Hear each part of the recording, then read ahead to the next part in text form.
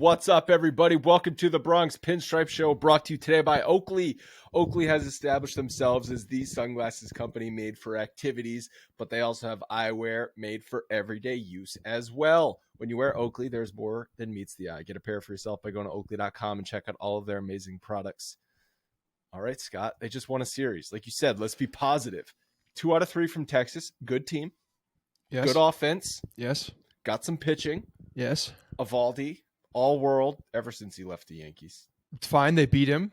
You know, this is a team that easily could have not beaten Evaldi, and we would have been like, of course, because Evaldi has dominated the Yankees in the past. So yeah, it's a good thing. This is what, 2 in a row now. So they're back on a good thing.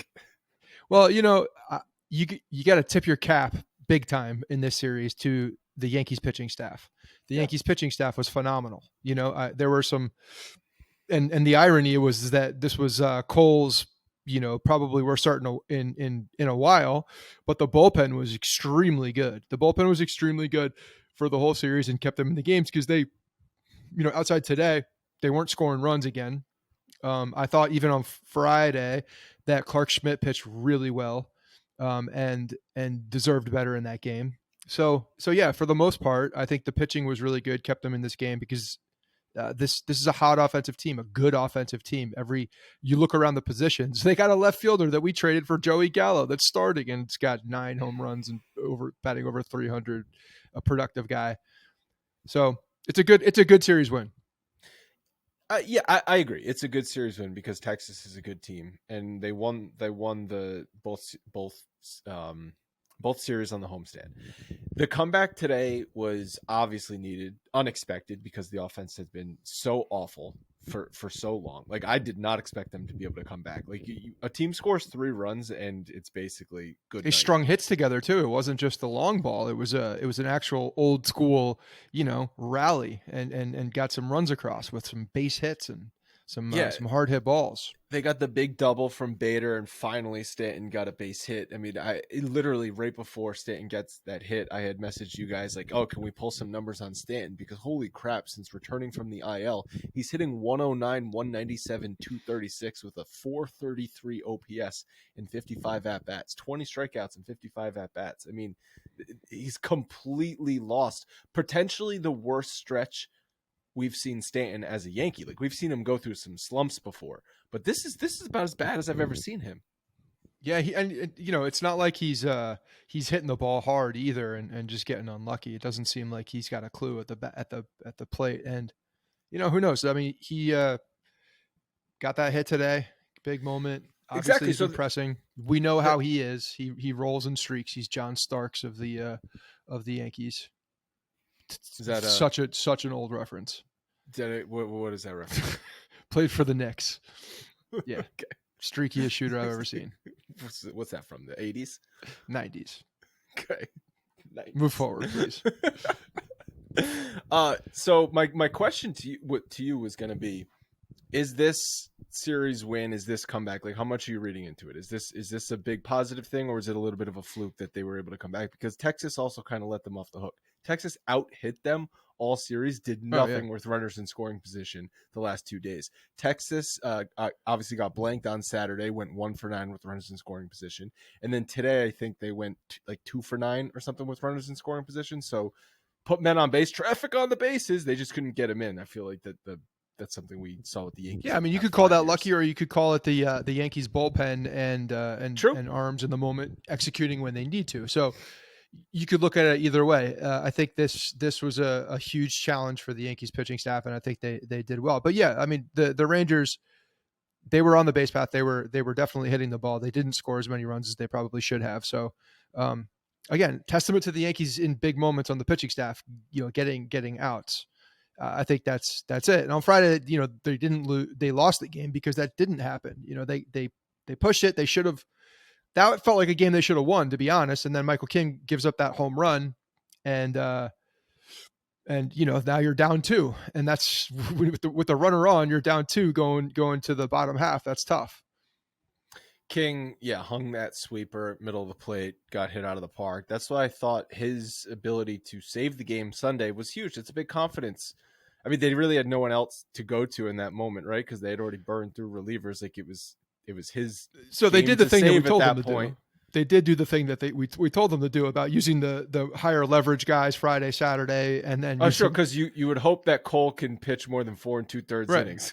Yeah, you're looking for that, but the guys even today pitched. No, I have no problem. Well. I have no problem with the way that Boone managed the series from on the bullpen front. It's exactly every game was close. You went you pitched to win those games, especially with the off day Monday, and you're going to Oakland. You should be able to hit Oakland. You should be able to sweep Oakland, no problem. They suck. Bad baseball team. Although, by the way, I think I put this in the notes a couple of days ago. That Ruiz kid is approaching. He's at like 40, 45 stolen bases. Looking at so 90. We're approaching the halfway point in the season, so that would be like 85, 90. If he and I think he's picked up a lot in the last month, but if he continues that and starts pushing that pace a little bit, very very when is very the close. Last time Volpe stole a bag? It feels like it's been a long time. It feels like he got off to such a hot start on the base paths, and then granted he hasn't been on the base paths very often, but it slowed down tremendously. Okay, so I think he was 13 for 13 at one point in stolen bases, if I'm not mistaken. He can't be over 15 stolen, and that was like after a month of the season. We're now almost June 20th. Okay, so it was fairly recently. I was in the hospital. Doesn't count if I didn't see it. It doesn't count. But the point stands. The point stands. He hasn't been running very much. No, you got to get on base to run. So I thought, I think it was a big moment for King to get that save, and it was big for the bullpen to bail out Cole, who was up near 100 pitches in through 4 2/3 innings and left with runners on base. And I think it was Jimmy Cordero that came in and ended up getting out of that jam. And then the bullpen just locked it down from there, because that game very easily could have snowballed. And if the Rangers tack on 2 or 3 runs, and it's instead of 3-2, it's 5-2, 6-2 going into the late innings, I don't think the Yankees are able to come back. No, it's a long flight now, coming off of a loss, if that's the case, and even longer extended. Yeah, that's the other thing. They have this long plane ride. Why couldn't Josh Donaldson just wait to talk to Boone during the plane ride? Why did they have to mess with the time saves? I know we're going to get to this, but it just clicked. That's a long plane ride to have a conversation. You know what I'm saying? That's a good point. Yeah, are they in different wings of the plane, different areas? We know they're not sleeping in the back. The King's changeup looked really good too, and that is it's good to see the fact that he had the confidence to throw that changeup at the time against Garcia, who bit him on Friday as well. So I mean, he had a very similar situation, runner on, Garcia up at the plate, and he got the best of him in the second matchup. So that was a really, talk about confidence boost, but you're kind of playing against the guy that just beat you the time you were out before, and you got the best of him. So confidence boost for executing, and then individually on who it was against. I thought Flaherty actually did a good job talking through that at bat. Do you like Flaherty or not? I don't mind Flaherty. A lot of people he's dry. I get it, but he knows what he's talking about. He makes good points, and sometimes he tells good stories. I don't like Flaherty, and sometimes he's with someone that I don't like. He's not great with Rico usually, but so a lot of times Flaherty would be on the West Coast games, and then it's like it's already a lot of Minnesota late at games. Night, and then you've got Flaherty just like kind of dry. But I think when he's the color guy in the booth, he gives good insight, and I thought he gave good insight all weekend, but specifically in that last at bat to King, talking through the mentality, because he's from a catcher's standpoint on how he's going to be calling that, knowing this guy beat you Friday, won the game on Friday, and then how you're going to approach him there, talking about going high fastball, low slider away, and then he went to the changeup there, his third pitch. I thought that was a really good sequence. It was. He doubted the changeup. Like that was the big pitch, because the off-speed pitch on the outside corner, he did not execute it, and the fastball, he was just trying to show him. You could see what he was trying to do with that slider low and away. He's like, I'm not hanging this in the middle of the plate again. So oh, for sure. Throw it in the other batter's box. And that's fine. It was just it was, again, not executed to the point where someone's going to swing at that pitch, So right. And then he came back with the changeup, which again was extremely effective. So, and for a guy like King, if you can throw a changeup that has decent movement and looks the same, coming out of your hand, it's a dynamic pitch because you got to be prepared for your fastball, the Michael King fastball. So I was really frustrated today, as you guys know, with Gleyber Torres, and when he got picked off or doubled off second base in the first inning. It's like the Yankees are already struggling to score runs. They get a leadoff double after Cole gives up a run in the first inning, and then he's just running them into outs. And I'm like, I'm just done with this guy because I feel like 3 times a week he's doing something on the baseball field, whether it's a bad decision in the field, a bad decision on the base paths, or just a completely non-competitive at bat that he's just costing the team games. And I understand he's one of the few positively productive players in the lineup, and by positively productive I mean just a hair above league average. Okay, he's got a 105 OPS plus. League average, not team average, league average. Yes, league average. Let's not make it out like this is Aaron Judge 2022 season all over again with Gleyber. He's got a 105 OPS plus, barely above league average, better than the rest of the lineup for the Yankees. So point taken. But are you not frustrated with just his awful baseball IQ? I was trying to go through the last 25 years of me watching Yankees baseball. He's got in your head, you're just computing it. Like, wait, let me pull up the dumbest person I've seen on a baseball. I couldn't think of a worse baseball IQ Yankee that is an everyday player. Like maybe there's some role players or some, Tyler Wade, terrible baseball IQ. Just feel like all of the Molly just completely fried all of the brain cells in Tyler Wade's head. Okay. Awful. Hate him. Gleyber Torres though is an everyday player. Terrible baseball IQ. I don't think he's doing Molly. I know he's got a kid. It's probably too much Call of Duty. Who the hell knows what else? Aaron Boone hasn't been able to communicate to him to get through to him. Gotta jump in that chat. But are you not frustrated with Gleyber Torres' of course I'm frustrated with him. I'm frustrated with him, but he's not the problem right now. So I have to. I hate that answer. I'm going to give you my answer. Just because he's not the problem doesn't mean he's not a problem. He is a problem with this team. That's fine. But you have 2 kids now. Don't you you should know this. You got to pick your battles. You got to pick your battles with who you're going to be yelling at on this particular team. We got like 17 yell guys. At Billy McKinney and Jake Bowers and Willie Calhoun, like whatever. Billy McKinney's playing like a baseball player. Late bloomer. Watch out, Billy McKinney. He's the guy I want on the team. Like he's just a guy I want on the team. Yeah, I don't want him starting necessarily, but I want him on the team. I like him. Do you remember after like on April 7th, Franchi Cordero same trade as Gleyber too, by the way. You remember that Franchi Cordero was the shit, and then what happened to Franchi? That's going to happen to Billy McKinney. Billy McKinney was a first-round pick.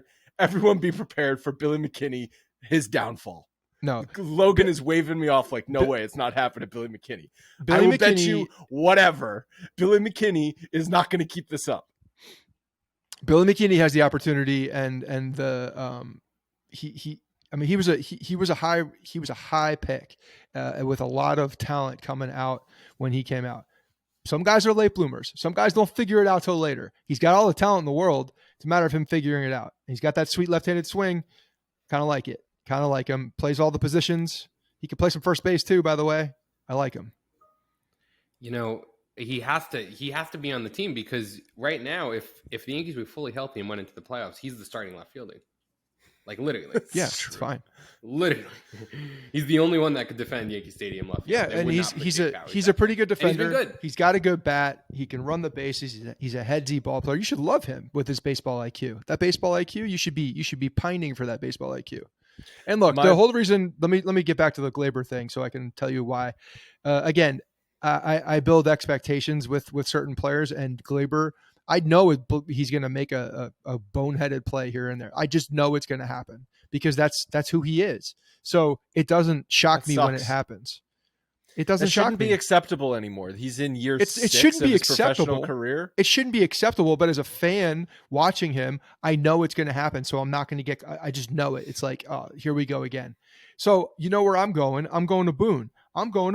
Talking, hey, this is a guy that you have to over communicate to. This is a guy that you have to say every single time the situation, walk through the situation, give him more chirping in his ear. Set one of the the coaches on the bench, you're glued to Gleyber because you got to tell him everything that's happening before he steps up to the plate and before he runs out and you got to be yelling at him all the time. Got to be talking, got to be communicating.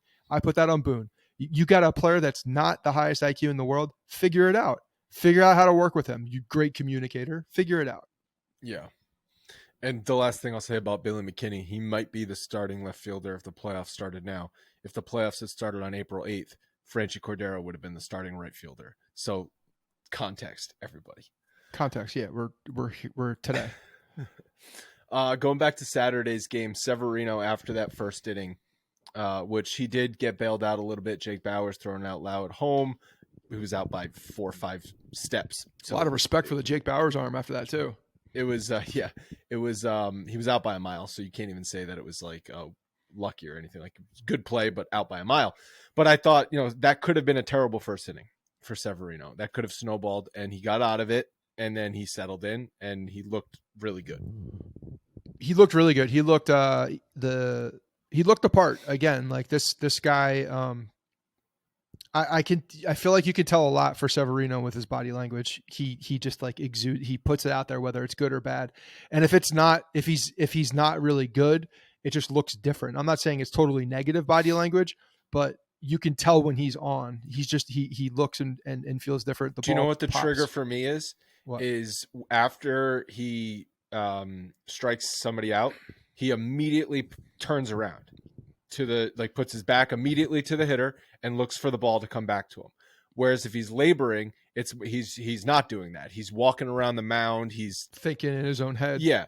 But if he's on, he wants the ball back immediately and to get back on the rubber. So this is obviously not going to make too much out of one start, but it's really good because we needed to see it. We needed to see it from him. Everything is saying that he's fully healthy, getting back into it. And I know we've talked about this in the past with him, is that, this is essentially him working back those mechanics. This is basically a spring training for him to get right. And if it's mechanical, which that's what I've been looking at. I've been thinking mechanical. He's just got to find that spot. And he pitched really well, found that spot. So hopefully he can build on this. Hopefully he found some things that he likes that he can repeat, and get into a bit of a mechanical, repeatable groove, because it's huge for him. It's huge for this team, especially with Rodon coming back. Yeah, and we're going to talk about that. Also, I want to talk about Clark Schmidt. But before I do that, I want to tell you why Game Time is the easiest way to grab tickets for sporting events, concerts, comedy shows, theater, or whatever else you want to go to. Why is it the easiest way? I will tell you, the app has a ton of cool features and is very easy to use. It shows you the trending tickets, what sections the best deals are in. It calls out cheap options and flash deals and much more, so you can make an informed purchase. There's also a cool feature that you can click all-in pricing, so you can see what the tickets are going to cost you after fees and all that kind of stuff. It's just for a little bit of peace of mind. That is one of the reasons why I love Game Time. I also like it because the buying process is super fast. It's just 2 taps and you're done, and the tickets go directly to your phone. You don't have to go through your email, your junk email, or anything like that to try and find them. You can snag tickets today without stress with Game Time by downloading the Game Time app, create an account, and use code Bronx for $20 off your first purchase. Terms apply. Once again, download the app, create an account, use code Bronx for $20 off your first purchase. Thank you very much to Game Time for sponsoring us. They're going to be with us for the rest of the season. So if you guys are going to anything, not just a Yankees game, any other sporting events or concerts or whatever, and you're looking on the different ticket apps, keep us in mind and use Game Time, because you doing that is a big help to us and to the show. Plus you save $20. And it's $20. That's almost a full beer at Yankee Stadium. Clark Schmidt, we just looked this up before we started recording. So he pitched well on Friday. Obviously, the Yankees lost the game, but he pitched well. In his last 6 games, he's got a 1.94 ERA, a 238 batting average allowed, and a 643 OPS. And I actually just thought of something, guys. Could you look up his splits against lefties? Because earlier in the year, he was just getting annihilated by left-handed hitters. The team is 0-6 in those games, so he's not helping the team win, but he is pitching well. His ERA is now 4.32 on the season, and it was at one point on May 14th over 6.3. So it has gone down about 2 runs since May 14th, a little over a month in that time. But I was calling for him to be sent down at that point in the middle of Mam. Like at this point, you just got to send him down because he's killing you every time he goes out there. And I know they had injuries. Severino wasn't even back at that point, so they just needed bodies in the rotation. But he seems to have figured it out at the major league level, which is not something I thought he was going to be able to do. No, and that's great because this is a guy that has all the pitches in the world. Like he's got what you want for a starting pitcher. And if he's able to figure it out, I am very curious about those lefty numbers. But just like watching him eye test for Schmidt, the confidence level is there. He's around the strike zone a hell of a lot more. One of the things that I would see early for him was the fact that he was just missing his catcher's spot, just missing the glove, consistently missing the glove. He definitely has more control of the strike zone and more control of where the ball is going. So. I'm happy to see it because I was excited for him to start the year. And the Rangers crushed him the last time they faced. When the Yankees were in Texas earlier in the season, I think he gave up 8 extra base hits in that game to Texas. All right, so we just got some numbers. Lefties are still hitting them well on the season. Yeah, so they've got over a 900 OPS against, but his OPS against lefties at one point was well over 1,000. So I know it might be difficult to just find the lefty splits in a specific time span, but this might be something we'll do for eye test versus nerd test this week, later in the week, just his splits against lefties, because the eye test is telling me he's getting lefties out a lot better than he was earlier in the season. When you're in the strike zone and you can actually, dictate the at bat a little bit more, it makes it a lot easier than sitting, one zone, one half of the plate against lefties, because lefties don't really have to respect the inside of the plate against Clark Schmidt. They're looking for a ball out and over the plate and probably something that's missing. So they're just ready to feast at that point. So that's why it's so important for him to establish that fastball, to establish that early in the count and throw strikes. He doesn't have that dominant stuff where a guy like Cole, Cole, it's important for Cole too, but Cole has the ability to overpower you. He's the ability to get in there, and same with Severino, has the ability to overpower you. Clark Schmidt doesn't have that ability. He's got to be accurate. He's got to be right.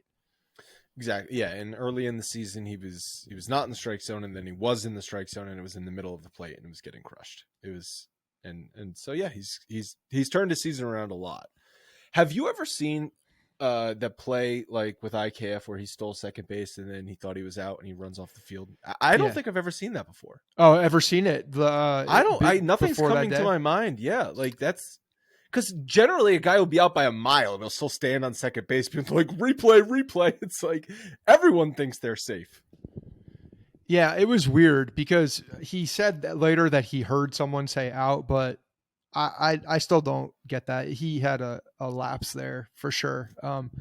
Took accountability, by the way, end of the game, said this one's on me. That whole game just said the whole game's on me because of the misplay in center as well. Logan.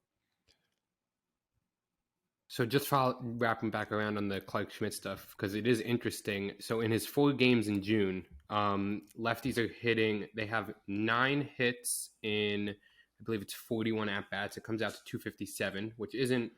It's not great. It's not great, but it's way, way better than he was. The OPS is 709, so it's definitely coming down. Yeah. And he's got an 0.96 ERA against lefties. A 709 OPS against lefties, you said? For the month of June. And that's about league average, right? League average OPS is like 730? Yeah, 700. Yeah. So if we wanted to see against right-handed hitters, let's see. But if we come... he's actually doing almost exactly the same. So I think that's probably the most telling of all. I mean, compare that. Not so... And you said his numbers on the season against lefties were over a 900 OPS, which means if you factor in before, that's with the good numbers in June. Before that, lefties had well over 1,000 OPS against him. So he's lowered his OPS by probably 400 points. Do you want to know what his OPS was in the months before? Yeah, I would imagine it's 1,200 or more against lefties. Every lefty that stepped in the box got an extra base hit against him. It was insane. He also couldn't get anybody out. He had no out pitch at that point. When he had 2 strikes, guys were just fouling it off, and he was just extremely hittable early in the year. So it was 972 up until the end of May, and obviously his good starts kind of went into May. So it's been a big improvement. Yeah, that is a big improvement. And Clark Schmidt, if he can give you 5+ innings, 5 innings, 5 2/3 innings of 2-run ball, that's exactly what you need from Clark Schmidt as your number 4 and number 5 starter. Yeah, it's true. It's exactly what you need from him. And that's the beauty about having some of these other bigger guys come back, and how important it is for Severino to be good at the top of the rotation, and for Mustache to come back and actually contribute to this team. We should just call him Mustache.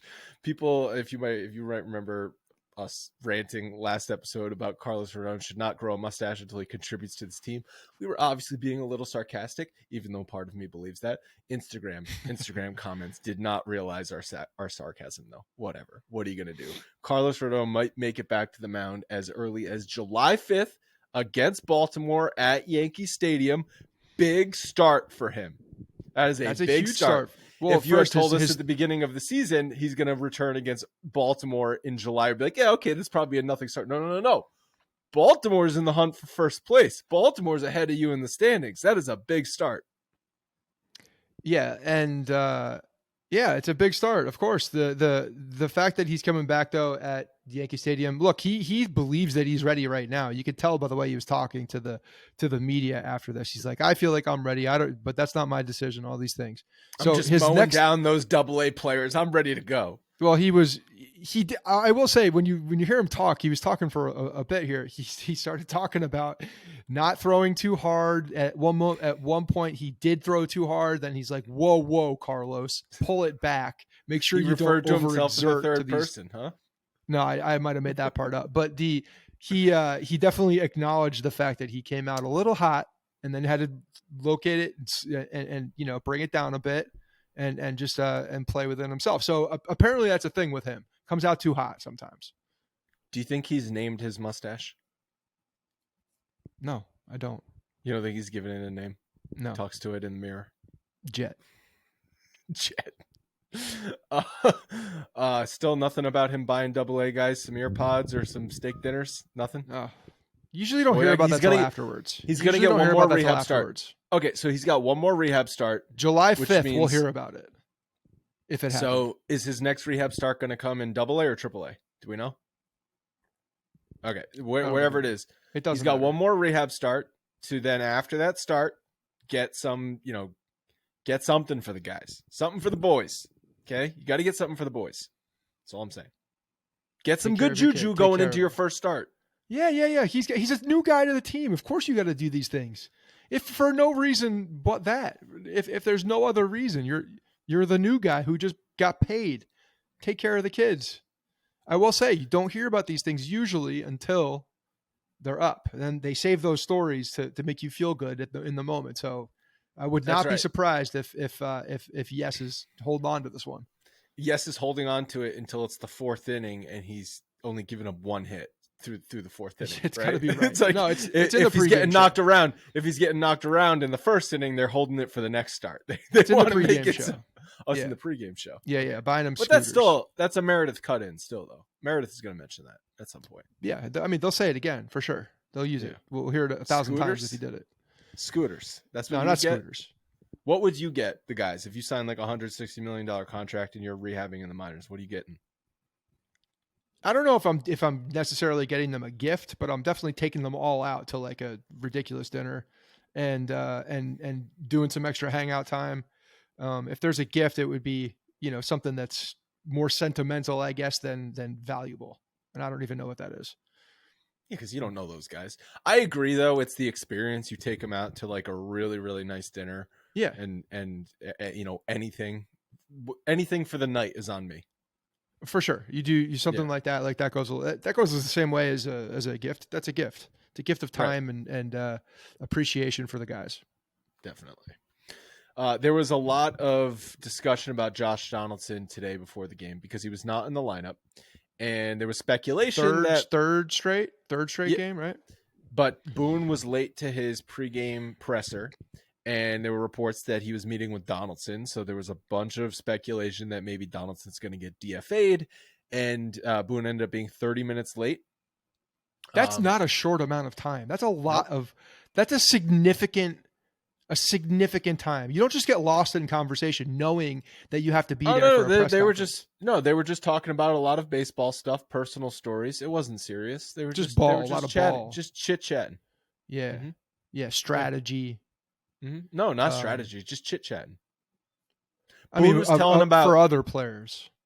Yeah, Boone was Look, telling him about the time he hit a knuckleball to left field and it completely changed the course of his career. Yeah. Yeah. And then also about the pickup Then basketball game. Yep. He was like, yeah, I was playing pickup basketball, Don't do that. blew my knee out, my ACL, whatever. And then Yeah, A-Rod just came in. reminiscing, just having give some good stories, talking about when Donaldson was a complete asshole and I hated him. Did Well, you? It's not. So- He's getting back into that phase, I guess, for different reasons. Going back to last week when Boone said Gate was defending Donaldson for that squibber that had some spin on it, did Mhm. you catch him saying, he said speaking as a third baseman? Oh, I heard it. Yeah, So I heard just it. to let you know, I didn't I've bring it played up. third base before. I didn't mention that because I wasn't going to give it any attention. I know what it's like to catch a spinner. Okay, because it's like when the people call sports radio and it's like, oh, talking about an injury or something like that. It's like, well, you've never played the game. And Boone's like, no, I've played the game, guys. I've been a third baseman before at the major league level. the ball was still spinning in the web of his glove after he gloved it because that's exactly what happened when he went to reach for it and just mishandled the ball. Look, so anyway, so the fact that they had a conversation that everybody knew about, which, it's Josh Donaldson with his hat backwards storming into Aaron Boone's office. Like there's a whole like wind up to this. And they were just talking bullshit. And then all of a sudden coming out of that, oh, he's going to play a lot. He's going to play a lot. So did Josh Donaldson just talk himself into playing more? Oh yeah. He put Boone in a headlock and gave him a noogie and said, you better put me in the lineup. He gave him a swirly. He's like, is there a personal toilet in your office? Because I'm going to put your head in it unless you start me. I mean, it makes sense. Josh Donaldson is definitely like one of the casted bullies of the league, or at least he used to be.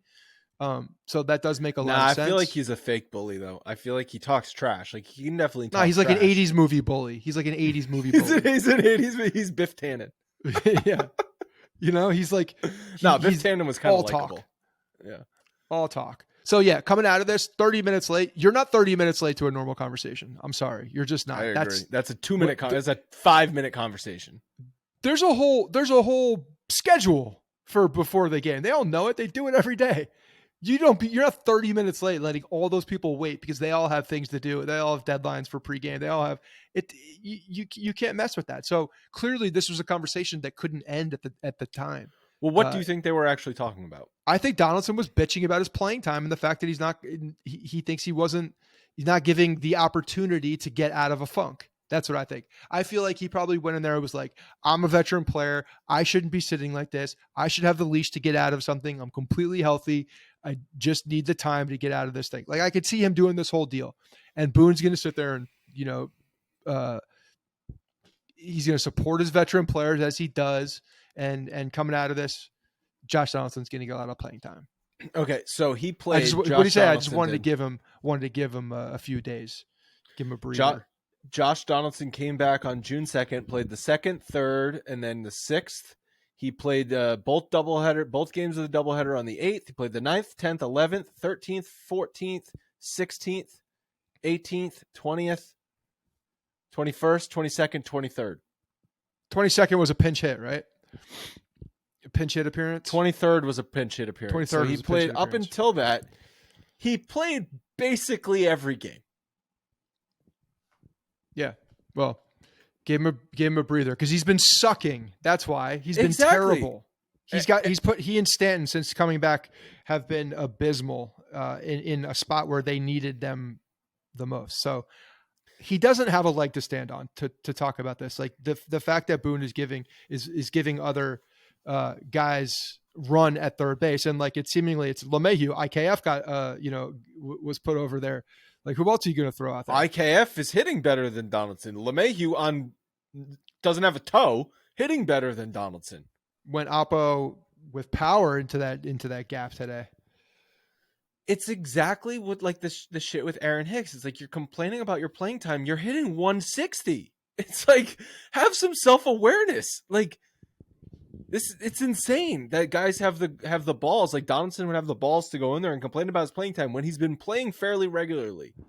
It's not like he's only getting. So do you think it was something different? Do you think it was something different? Then? I completely agree with you. I think that's exactly what happened. He went in there and bitched about his playing time. He's out of the lineup for a third consecutive day, which, yes, that is a lot, right? It's like you're playing almost every day and then you're out of the lineup for an entire weekend. I don't know why. Boone obviously didn't give him a heads up, right? Great communicate. Yeah, that's right. Where's the communication? Where's the heads up, Booney? Maybe that's what he went in there saying. Hey, Mr. Great Communicator. News to me, I got to read on the board here that I'm not in the lineup for the third day in a row. How about a text heads up? And I would have tied one on last night. I would get fucked up, so I don't have to play today. Was he even in the dugout? No, he didn't. He was not there, right? He never showed up. No. So how are we going to sit here and say that it was about nothing if this guy doesn't even show up to the dugout to watch the damn game to support his other teammates? Hey, I'm glad we won. Glad the guys won today, but I want to be part of it. Where was he? I can contribute. I know where I can do the thing. He was meeting with a realtor putting his apartment on the market. Look, it's not a good look. It's not a good look. It's not a way to endear any kind of good faith with anybody who's watching the game at all. I just don't understand. Like, what if they needed him to hit? Yeah, they were down the roster there. He just wasn't available. But like, they don't need him. He pinch hit on Friday though. It's not like that's not something that Boone would. For Billy McKinney, by the way, who probably the hottest player on the Yankees at that time. What are we doing? So I bet he was like, "Why'd you do that to me? Clearly I wasn't ready. Why'd you put me in that position? You knew I was going to do. Why'd you? Billy hurt McKinney's been hitting the ball really well. Maybe Rizzo and the guys went in there and be like, "Hey, you hurt the team by putting in Donaldson for Billy McKinney." So maybe Donaldson went in there as obviously heated, and then Boone, because he was so heated, just said, "Don't go in the dugout. You're not going to be, He was probably in the clubhouse, right? Like, I would assume he was in the clubhouse. That's a ridiculous thing. He's a 37-year-old man. Grow up.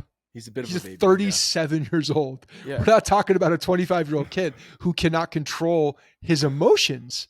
This is a 37-year-old grandfather. Okay. Like, he's a grandfather. I don't know if he's a grandfather, but he's old. You can't do that. He's a veteran player. I don't think does he have kids? Does Donaldson have kids? Grandkids. Logan, you said that. You said that like so. You don't remember the whole. Yeah, you don't remember the whole. When they traded for him and Cole and him, he was like, "Oh, me and Cole's kids are friends." Yeah, I do remember that. And they were like going on and on because he was trying to make there no beef. Yeah, it was beef. It was so funny. So I don't know. It doesn't make a lot of sense.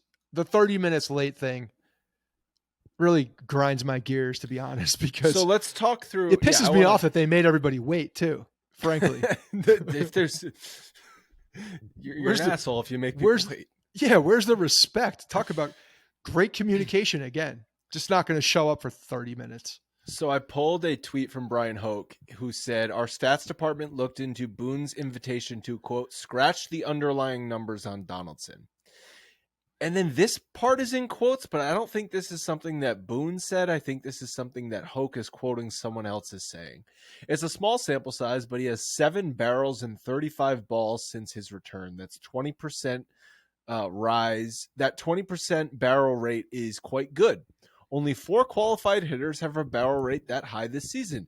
Aaron Judge, Joey Gallo, and Aaron Gallo's on that list. Yeah, Aaron Hicks. Berger and Wisdom. He has a nice 51.4% hard hit rate this month, which ranks 37th among all players with at least 50 plate appearances this month.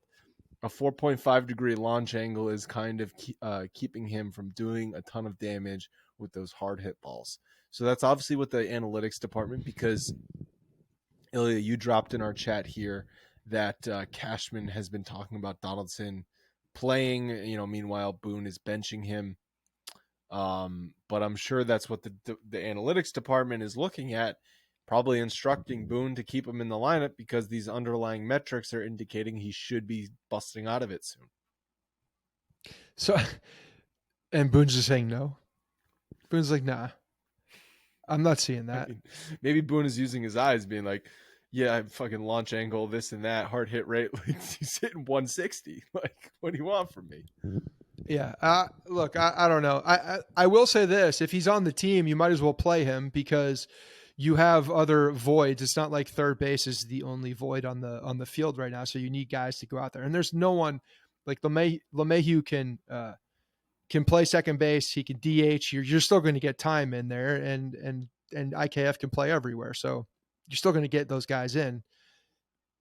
So well, do you think a DFA you do is have coming? to play him? I guess. Like, what else are you going to do with him? You can't sit him on the bench. He's still a Gold Glove third baseman, right? Like, still a vacuum at third base, and he's the best third baseman on the team in the field. Maybe IKF. There could be an argument there. Gold Glove winner, but you got to play him. Otherwise, what are we doing? Then you're exactly back in that Hicks situation where you're like, if you're not going to play him and he's hurting the team, then you don't keep him on the team.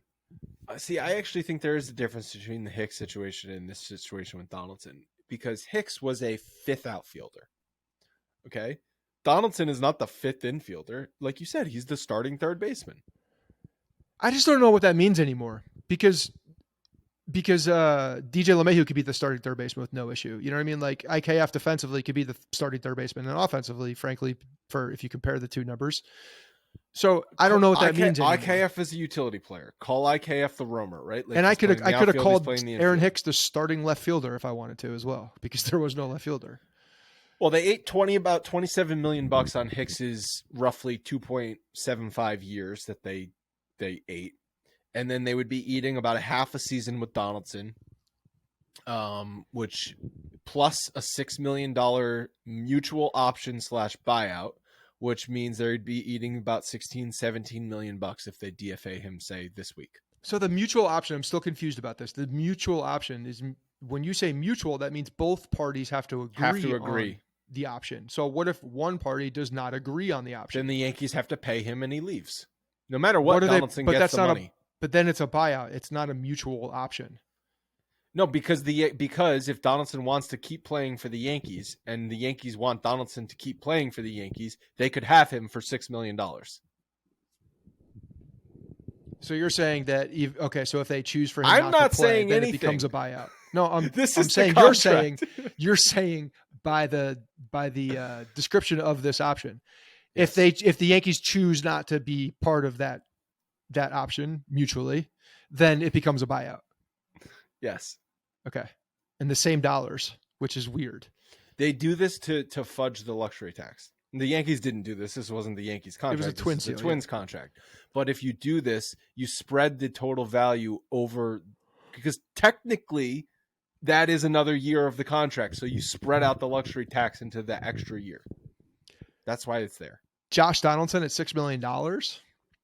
But everyone knows. But Donaldson's never going to mutually agree to play for $6 million. So it's always a buyout. So then it will never be a buyout if he doesn't say yes. I don't understand. Again, now I'm back to square one where I don't understand it. He has to say yes for it to become a buyout. Someone has to say no. No, the Yankees say no. The only way that Donaldson plays for $6 million next year is if he wants to play for the Yankees for $6 million and the Yankees want him to play for $6 million. Okay. Say Donaldson had a good season. So he's got to initiate it. Say Donaldson had a good season this year, 285 average, 20 home runs, right? He's obviously going to get more than $6 million on the free agent market, and he knows that. So he's going to go to free agency and make $15 million, $25 million. Not if Boone doesn't play him and people can't see that he knows how to play baseball. And so the only way he would want to come back, and play for $6 million is if he sucks. And guess what? He sucks. And if you suck, the team doesn't want you back. So it's always a buyout. Again, the reason this is done is to fudge the luxury tax. You spread out, I think that was a 4-year contract that Donaldson signed, but they could spread out the total value of the contract over 5 years. Yes, I understand that. It's confusing, I guess, at this point once you're the second team that's carrying said contract, because that doesn't matter. And the reason Donaldson agrees to it, the reason Donaldson and his agents agreed to it, because it's basically free money. Unless you're playing. But you're never going to play for that. Unless you suck or don't play. The one time that I can remember a player playing for that is John Lackey. If you guys look this up, John Lackey had like a weird stipulation in his contract that if he missed with the Red Sox or the Angels? The Red Sox. if he missed a season for Tommy John surgery, he could, if he agreed to it, play an extra year for league minimum, and he agreed to it. Why did he agree to that? I don't know. He's a mensch. Yeah, you're right. He played for the league minimum for the Cardinals in 2015. Okay, so was it the Cardinals? To the Cubs. Was that a traded contract though? I thought that was part of his Red Sox. Yeah, contract. it looks like it was a traded contract. So he missed time for Tommy John surgery, and then because I guess out of the goodness of his own heart, he played for league minimum. It's the only time I can remember that happening. Well, $6 million is above league minimum, so yeah, and even league minimum's like $700,000. I think his kids will eat with Cole's kids. With Cole's kids in Greenwich, Connecticut, breaking bread. Let's talk about Judge. But before that, gotta tell you guys that there is more than meets the eye with our friends at Oakley. Oakley has established themselves as the sunglass company made for activities. If you run, golf, train, or you just want to look like your favorite athlete, you can do that with Oakley because they've got a pair of lenses for everything. You can even shop by sport on their website: baseball, golf, cycling, snow, surf, and so much more. I have obviously the Oakleys that they sent us with the Prism technology, which you put that on. It's like you're seeing in high definition for the first time. It's amazing. I also have a pair of ski goggles, Oakley ski goggles that I've had for a number of years. They have two different lenses that you can swap in and out depending on the weather. If it's like an overcast day, you swap in some lenses so you get better visibility. If it's a sunny day, you swap in some polarized lenses. Love those things. Do not go to the mountain without a pair of Oakley ski goggles. But Oakleys are made for everyday eyewear too. They have so many different styles. I am sure you will find something that you love. And as I said, the Prism technology, you put that on and you say WTF when you see it. If you want to check out what is behind that technology, go to oakley.com for more information. When you wear Oakley, there is really more than meets the eye. Don't trust me. Try for yourself. We've worn many sunglasses brands over our time, and there's none better than Oakley. Head to oakley.com for more information to pick up a pair for yourself. Thank you very much to Oakley for sponsoring the pod and also Eye Test versus Nerd Test, which we'll do next week. Aaron Judge. I'm now a coin flip if we're going to see him this year. Yeah. I don't know. Again, when I started hearing about that second ligament, I started getting fearful. I saw you were talking with our buddy Simon. Mm-hmm. Yeah, let me pull that up. What he said backs up what I thought too. It's like a lot of times semantics when they're talking about a sprain or a tear. A lot of times a sprain can be a slight tear, but they don't refer to it as a tear until it's usually like a full tear at that point, which I think he referred to, right? It's a grade 3 at that. Then they'll say, "Hey, this is a tear." So Simon Brundish, who we've had on the show, he DM'd me. He said, well, first of all, he congratulated me on the birth of my daughter, which I thanked him for. But he said, on a more we sour didn't need note, to know that part. That was a personal part of the message. Yeah, I'm just filling everyone in. You're giving him more credit. Sour note. I'm giving him credit because if he's listening to this, he doesn't want to just he probably wants everyone to know he's a nice guy. He's a nice guy. On a more serious sour note, this Judge injury is horrible. Such a Larry David move. Go ahead. The collateral ligament in the big toe is about as important to hitting as the Achilles tendon is to sprinting. And I said, do you want to know what I said? You said Deion Sanders cut his toe off. I said, thank you for the congratulations on the birth. First of all, thanks for the congrats. and I said, I'm not surprised to hear that about Judge. Yankees kept it vague, and there's no timeline, which I said, and the no timeline thing is bad for sure. I asked him any thoughts as to why they originally called it a sprain and now they're saying a ligament. He said it's just semantics, really, but typically within elite sports, they only move to the torn ligament when there is a grade 3 tear. In the spot Judge has at his size, it really doesn't have an established timeline, so they aren't even lying. He said, so it's so rare that they can only guess. And then that actually goes into a quote that I think Boone said, I don't think too many people in here have a torn ligament in their toe. If it was a quad, we've had I think Judge said this. Okay, Judge said this. He said, Judge said, I don't think too many people in here have had a torn ligament in their toe. If it was a quad, we'd have a better answer. Not a good answer, but a better answer. Yeah, I don't want any of these answers he refers to next. If it's an oblique or hamstring, we'd have answers and a timeline for that. With Cool. how unique this injury is, and it being my back foot, so his right foot, when I push off and run, it's a tough spot. And it's where his power is for his swing. So it's a bad it's not injury. good. It's a bad not injury good. for a lot Because of reasons. Even if he's back, what is he going to be back at 100%? Or are we going to get Judge at 70%, 60%? Right? I don't know. It still hurts to walk. Okay, it still hurts to walk. Imagine when you're running on that thing and it's just ripping out of your body, because that's what it is. That's a turf toe. Turf toe just feels like your foot's ripping. It's ripping in half. You know, the plantar fasciitis is the tendon in the foot and like the instep. Also ripping. Just like it sounds awful. And for elite athletes, when you need to go from one place to another quickly and you have, you know, impactful movements with a lot of burst, that's not good. That's not good. So I don't even know what is 2 months. Does that mean the thing is fully healed, ready to go again? Does it have the ability to get torn? You know, this thing happened on impact, so I don't know if that affects anything either. It didn't necessarily happen in like his stride. So, you know, mechanically, maybe he's in a better place because it doesn't affect the way that he runs every time. I'm trying to think of it in like a positive light. Like it was an impact injury. So I don't know if that helps the rehab because of, it doesn't continuously get strained as much as it would if you were like plantar fasciitis and you got a rip at the bottom of your foot. So we also threw in here a toe ligament tear to the degree described by the Associated Press would be more than just a grade 1 turf toe, which is a stretch or sprain of the big toe.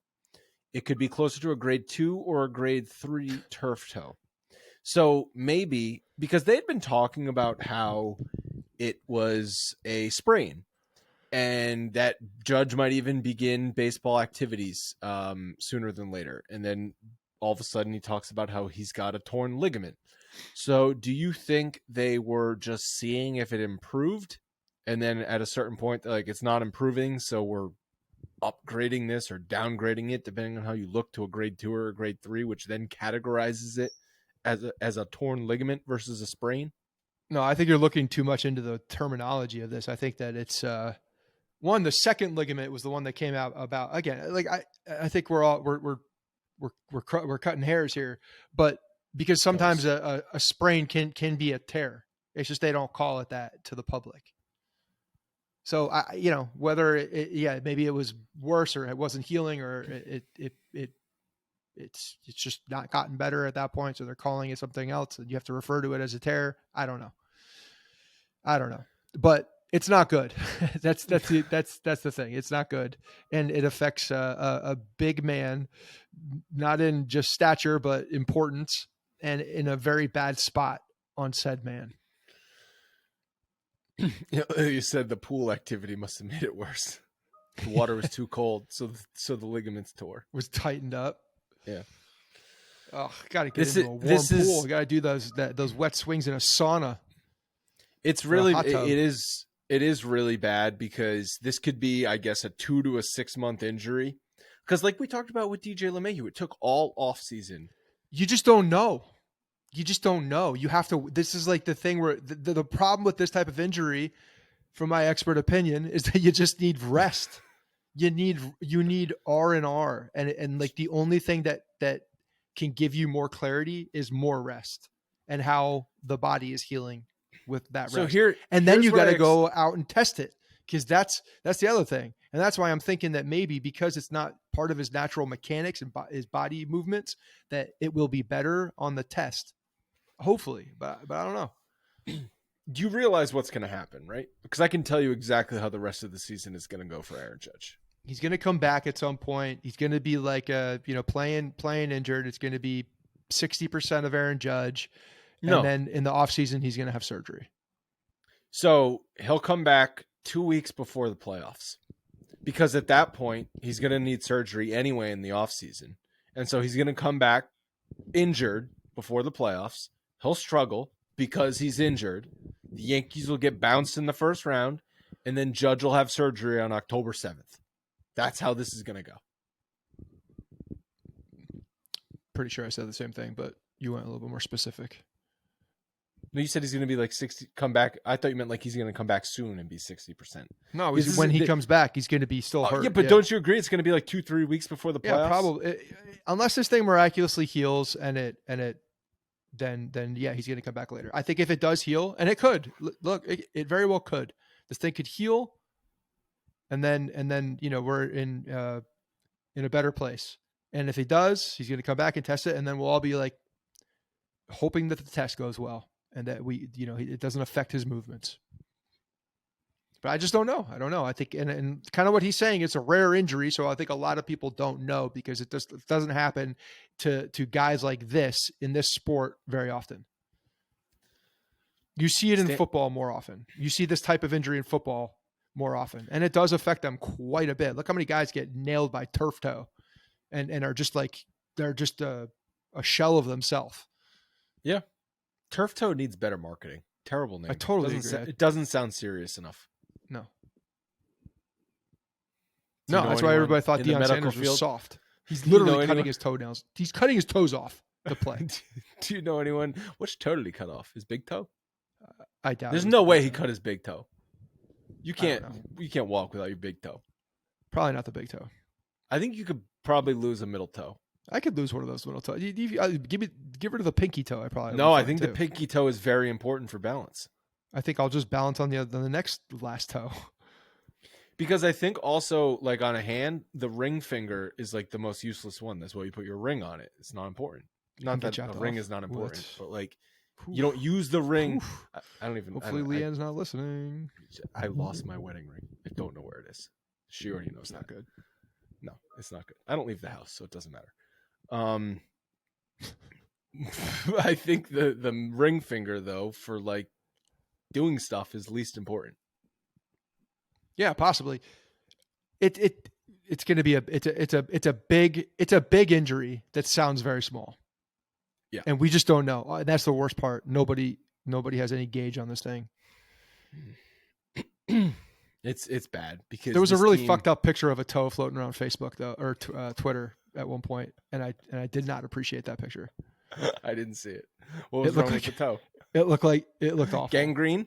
The big toe. No, it was like the nail was cut in two. It was not good looking. Have you ever lost a toenail? Oh yeah, I've ripped one off. Yeah, me too. You know, I injured. I've had an ingrown, and I'm like, you know what? I'm just like, ingrown. I felt like Kevin Costner in Dances with Wolves when they're just like going all the old references today. Surgery in the Civil War. Mine came off. I hurt it skiing. I jammed my toe, and it just turned completely black and blue. The toenail died, and I guess nails are dead anyway. But it like detached, and it took months for it to officially fall off. And it finally fell off. I was at the beach, and I was in the ocean, and a wave just ripped it off. Awesome. Salt water getting all in there, cleaning it out. That's good. That's good. And now the new nail that's grown back does not look right. It just does not look like a normal toenail. Do we need? I think if they need like, I have not slept a lot injections. this last week. Okay, I have not slept a lot. I'm running on like 4 hours of sleep a night. So I apologize for this podcast. I think he needs a saltwater bath. Oh, that was what was wrong with the pool. It wasn't salt water. It was yeah, chlorine. It was chlorine water. It was chlorine water. It was fresh. It was brackish. It was from spring. It's from natural spring water. What was the spring water? Molen Spring in Seinfeld. Molen Spring. That's a deep cut. That's a deep cut from Seinfeld. Going to Oakland. I don't know. You got to kick Oakland's ass. You got to kick Oakland's ass. They're moving. They're going to Vegas or something. Yeah. Are there even fans? Do they show up anymore? I don't know. I don't know if we're still vetoing or if we're still boycotting. There was someone sent me I think it was on TikTok of an Oakland fan like a very, very passionate Oakland Athletics fan Mhm. talking to like a news outlet about why he doesn't think the team should move. Yeah. Talking about how he's brought his kids to this game. His dad brought him, his grandfather brought him. It was actually a really like good clip, but I'm like, if there was more of them, maybe like they have 500 people a night go to that stadium. I understand it's a shitty stadium. The owner's not great. They don't spend money, but like, I mean, that's it. You can't. It's hard to blame the fans when your I'm not when your blaming the organization fans. doesn't do shit for you. They don't But upgrade. They're bringing in money. They're profitable, pretty profitable, and they are don't spend money on players. They don't spend money on the ballpark. It's a shit show. No one wants to play there. So, you're right. Ultimately, it's on that. But like, I also remember playoff games. Weren't there playoff games in Oakland that they couldn't sell out? I don't know that happens in Tampa. They Exactly. put the tarp on the top. They on the top cover damn row. the top deck of Tampa because they can't sell more than 25,000 tickets to a playoff game. Yeah. Yeah. I mean, I don't blame the fans of Oakland though. I don't. No, but like if you're saying it's not that Tampa is moving out of Tampa, but it's like people are like, oh, you got to build a new stadium in Tampa. The owner's like, we're putting a very, very competitive team on the field and no one's coming. Why would I build a new stadium? No one's going to come to that stadium. It's awful, but they'll just build a new stadium. They'll put a first place team on the field and they'll get 7,000 people until the Red Sox or the Yankees come to town. Yeah. Well, that's what happens in some of those markets. Oakland's not that way though. I feel like Oakland has a passionate fans. Tampa's a relatively new market. You know, it's like, it's different. Why did the Raiders leave? I don't know. I don't know all the details of this. Why don't you know the details? They used to be a passionate fan base. Right. There's definitely stadium issues there too. We've done an hour, so we can end it now. Anything else you want to say?